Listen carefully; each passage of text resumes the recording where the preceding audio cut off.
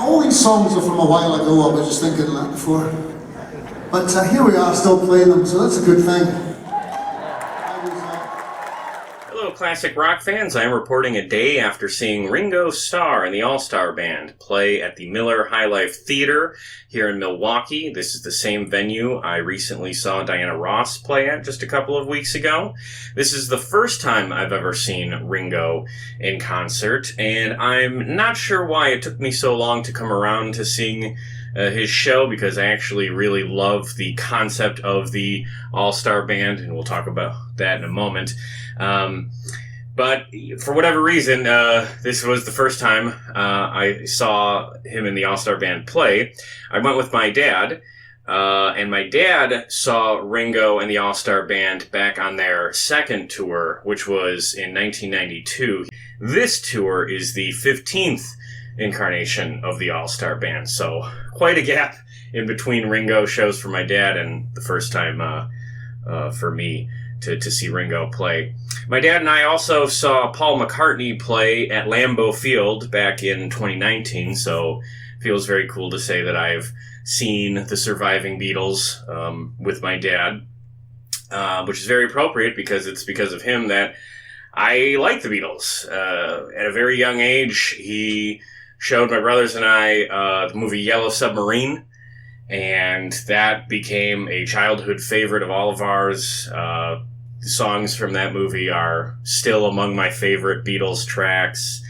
And we also saw A Hard Day's Night and Help, but Yellow Submarine was the one that really lasted with us. So it was very cool to see Ringo play last night, especially because one of the songs he played was Yellow Submarine.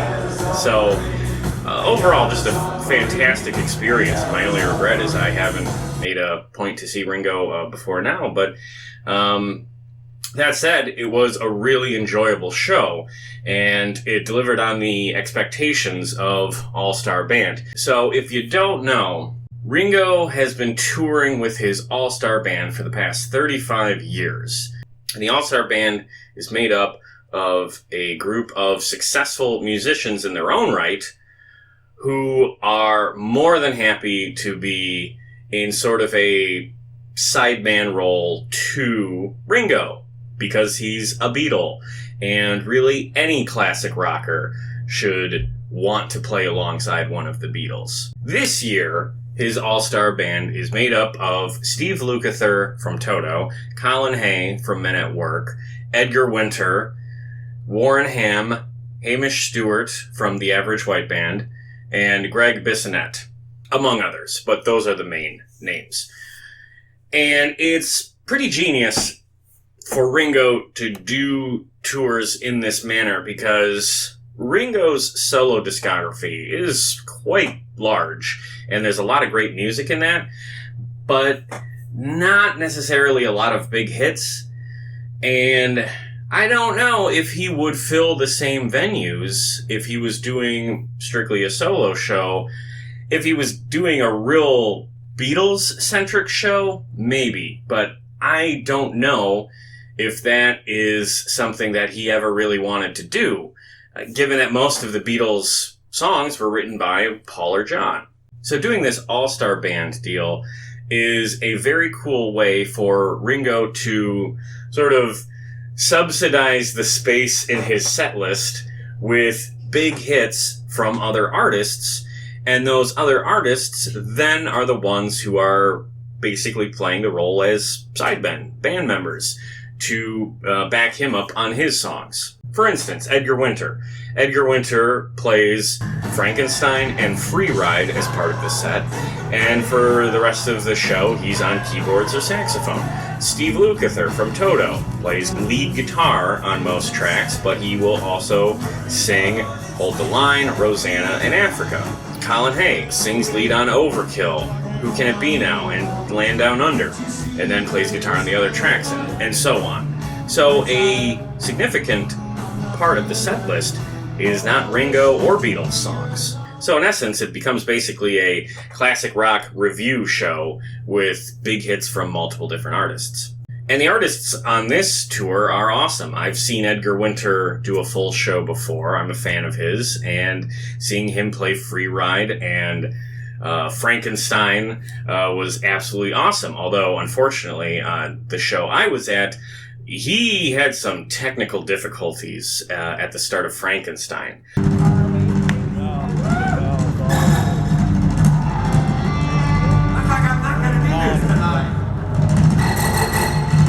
Due to technical difficulties here, we're going to see if we can get... I don't know what we're going to do.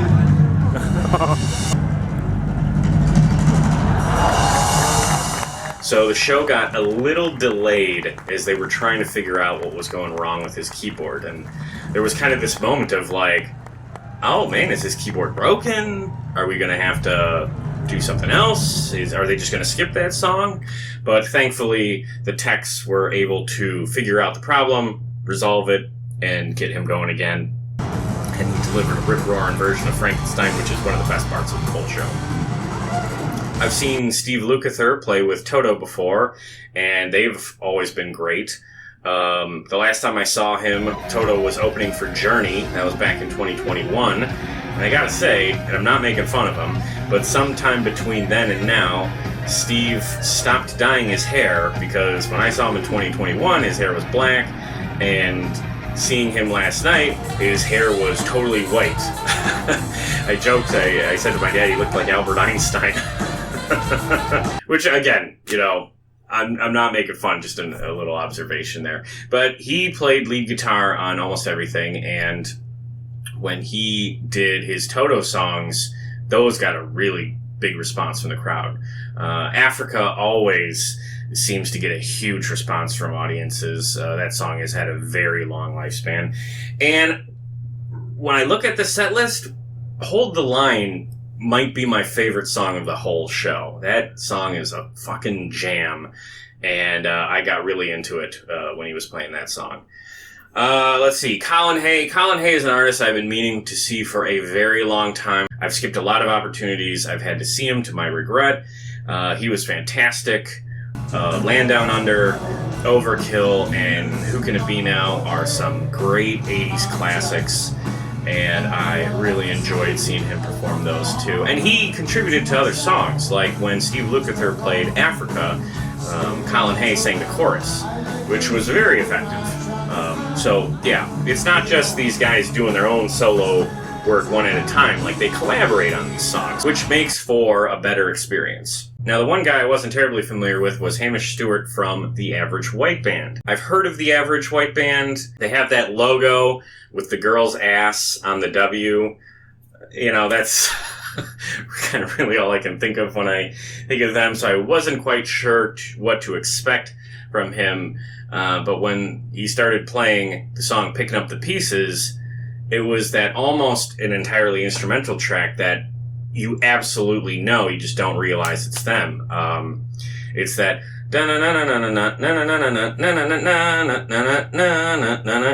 and once the sax started on that, I was just like, oh, now I get it. Okay, that's an awesome song.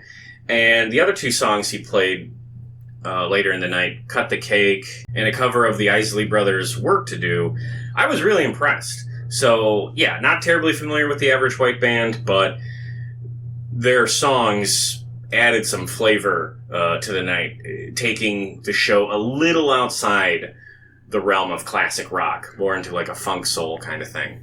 So I enjoyed that. I thought it made for a better show.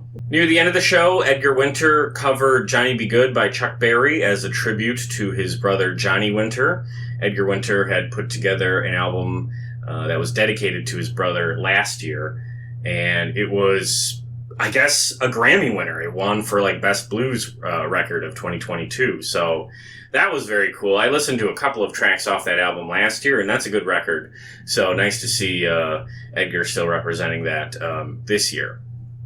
Also, Johnny Be Good.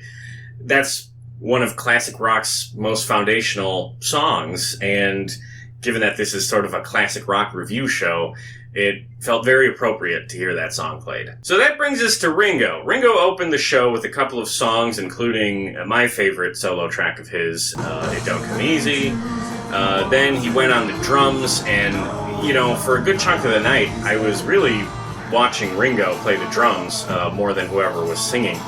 This might be one of the only shows I've seen where I've really spent, most of the night just watching the drummer. But it's Ringo. And, the man is 82, 83 years old, and you would never guess that, because he comes down off the drums, and he dances. At one point in the show, he was doing jumping jacks. He looked as healthy and as spry as could be. He was super energetic, and that was just so great to see, because, as I said with the Diana Ross show, these artists aren't going to be on the road forever. We got to appreciate them while we can, but even though there's a limit on how long he'll be touring in the coming years, he's showing no signs of slowing down. His energy is fantastic. His jokes were spot on, and his drumming was absolutely out of this world. Greg Bissonette is the other drummer, and those two drummed perfectly in sync the whole show. And it was really wild to see that. It was really interesting to see that dynamic of two drummers who are on the same exact time and on the same exact beat. Very impressive. So that aspect of the show was really enjoyable. And then Ringo closed the show with Photograph, his cover of Act Naturally. During that song, he was wearing a cowboy hat. Very funny. And then, of course, the big sing-along with A Little Help From My Friends, which at the very end included a snippet or an outro of John Lennon's Give Peace a Chance. An absolutely wonderful way to conclude the show. The crowd left on a super high note. And I remember when I was walking out of the venue with my dad, I said to him, Roger Waters could sure take some lessons on how to end a show from Ringo. You don't send your audience out thinking about nuclear holocaust, Roger. You send them out feeling good. That is why people come to concerts. And Ringo absolutely delivered on that. In fact, With a Little Help From My Friends is one of the best possible songs in all of classic rock to end a show on. So that was very cool to experience. And it also, in that moment, it dawned on me, this is why Steve Lukather and Toto covered With a Little Help From My Friends back when I saw Toto in 2021. Because Steve's been playing on this track for a couple of years now. So, interesting to make that connection. But, yeah, in any case, this was a fantastic show. I really enjoyed it. I hope I get another chance to see Ringo and the All-Starr Band in concert, but I'm not going to take that for granted. And if I don't, that's okay, because this was an excellent show, and it delivered on really every expectation you might have for something called the All-Starr Band. So if Ringo comes to your town, yes, highly recommended. Go see it. It's worth it. He's a Beatle. Come on. I know there's all the jokes about him, but fuck all that. Seriously, he was the drummer for that band. He's an important part of that band's history. He's got his own solo hits. And the band he's put around him with the All-Stars is just fantastic. If you're a fan of classic rock, this is a show that is tailor-made for us. So go check it out. It's going to be a lot of fun. You'll have some laughs along with the good music. If you're a fan of Ringo and want to hear some stories about him, I would suggest you check out a couple of interviews I've done on this channel. I interviewed Kristen Casey, who wrote a book about her relationship with Joe Walsh. She dated Joe back when Joe was part of Ringo's original All-Star bands in the late 80s and early 90s, and she has some wonderful stories about meeting Ringo and interacting with him around that time. And then just recently I interviewed Gary Kroeger, who was a cast member on Saturday Night Live in the early 80s, and Ringo hosted SNL in those years, and Gary told me about writing a sketch with Ringo and talking Beatles history with him in the early 80s. Those are great stories from both of those people, so links to those interviews are in the description below. I think you should check them out. And if you enjoy those or this concert review, please subscribe to this YouTube channel. If you're a fan of classic rock, I guarantee I've reviewed a different concert by an artist that you love. And the interviews I just mentioned, those are from the podcast I do, which is about classic rock. So, yeah, if you're a classic rock fan, please subscribe to us here. Please find our links in the description below. That's what we do here. It's classic rock. And we've had a lot of fantastic guests on lately. I think you're going to find something you enjoy, so please check us out. Otherwise, thank you so much for tuning in to this review. Go see Ringo if he comes to your town. Let me know what you thought about him, if you've seen him before, in the comments. And with that, keep rocking.